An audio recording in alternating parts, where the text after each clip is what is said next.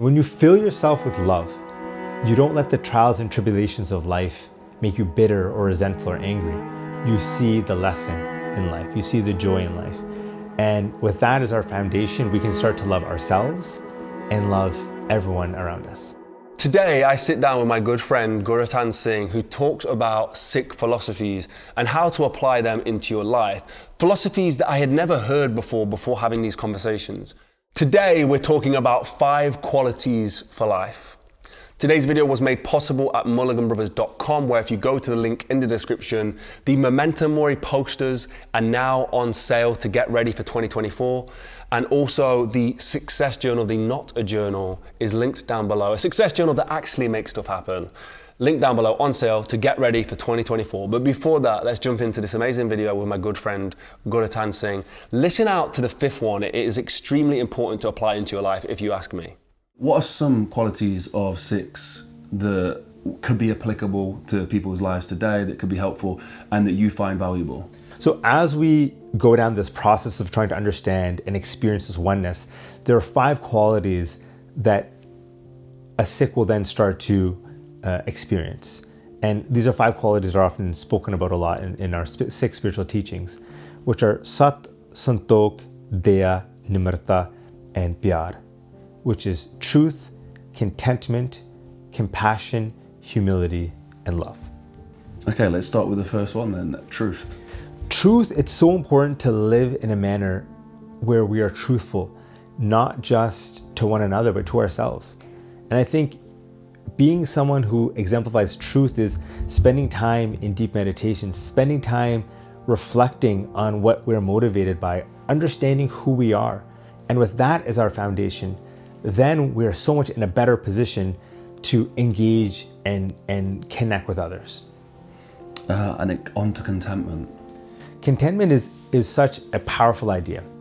And it's rooted in the idea that desire is a source of so much pain. Desire is something that has us running from one want to another want to another want. Desire is insatiable. Desire is a source of pain because there's no end to it.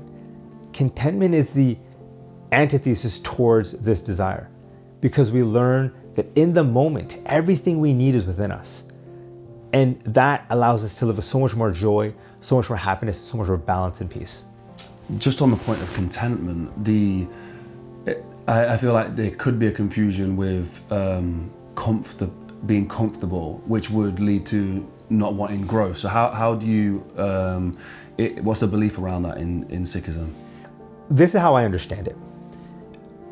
Desire has us chasing end results, outcomes. But when you fall in love with the process, you are content in that struggle. So development and desire are 2 different things. I've always understood them as 2 different things. But when you truly commit yourself to development, you're not focused on the end result. You're focused on showing up every single day in that moment, becoming better every single day in that struggle, as opposed to just waiting for the tough times to go away and to get that goal that we've been striving to. So I think being process focused as opposed to outcome focused is a distinction between contentment and desire, between development and desire. I love that. So on to the next one with compassion. Compassion is so important in fostering that empathy and that sympathy with one another. If we're saying that we're all one, then a part of that is in the same way that we hope to love ourselves, to love others, because it's all the same in the end. And when we are truly compassionate, what that means is the injustices that others face, the tough times that others face, the pain, the sadness that others face is pain that we're facing. And that's why we're almost compelled spiritually, when we seek this oneness, to uplift and help those around us. Humility. I guess it's on to similar point as compassion. What's the distinction? And yeah, just on humility. Humility this is what, when I think of humility, this is the power of this idea. It's recognizing that we are just a speck of flesh on a piece of dust flying around a spark of fire in an infinite universe. We are not the center of the universe, but we are a part of a universe that is connected and is one. When we look at the world from that perspective, it's to understand that humility is something that allows us to fight our ego. It's one of the greatest tools to fight our ego. Attaining greatness is obtained through seeking oneness, because our ego can only take us so far. But when we understand that infinity is within us, then we're limitless.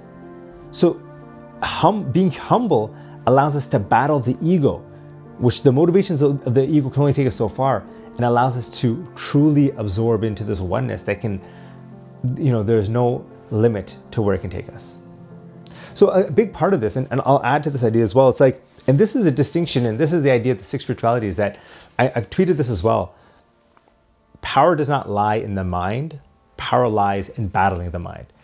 Because when we realize that our ego limits us, and that by connecting to our true nature, the infinity that is within us, that is larger than us and also within us, that's how we become our best selves.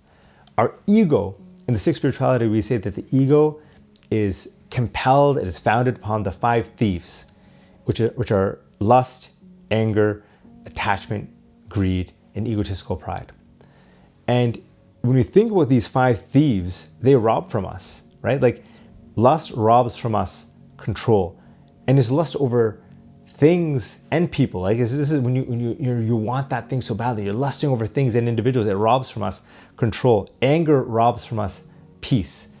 Greed robs from us contentment, because you're never satisfied when you're always seeking one desire to another desire.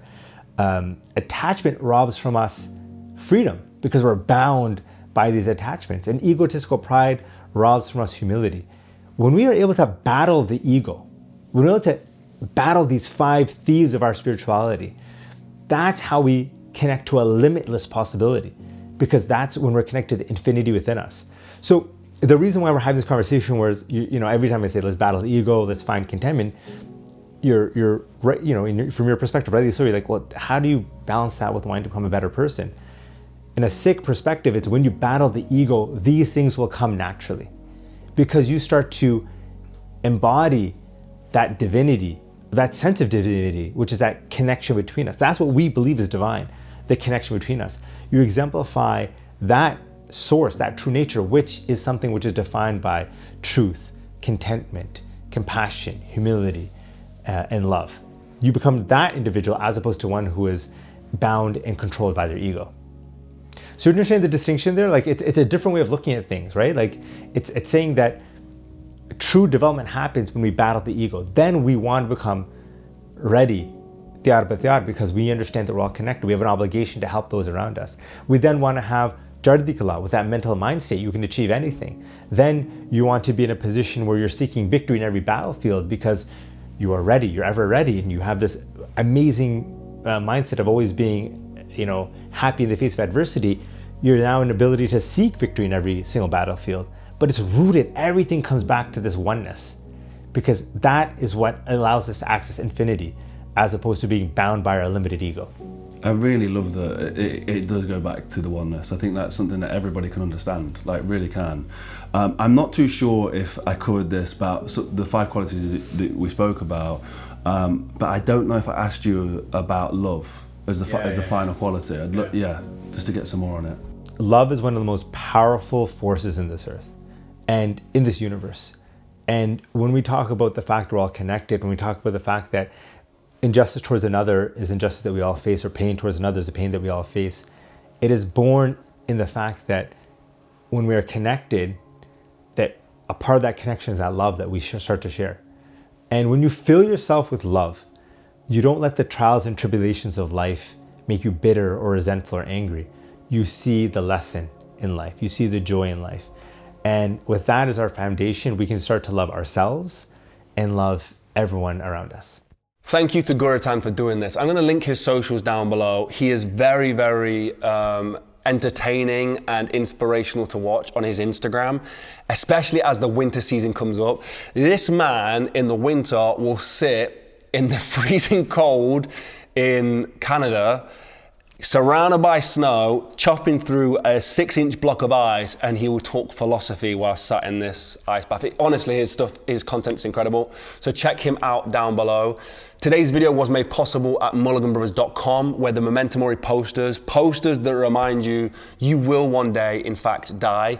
A very humbling experience. That's my life right there. It's changed my life. I fill that in every single week, and I meditate and think as I'm filling in those weeks. Did I fulfill what I wanted to do? If I died tomorrow, am I happy with what I've done?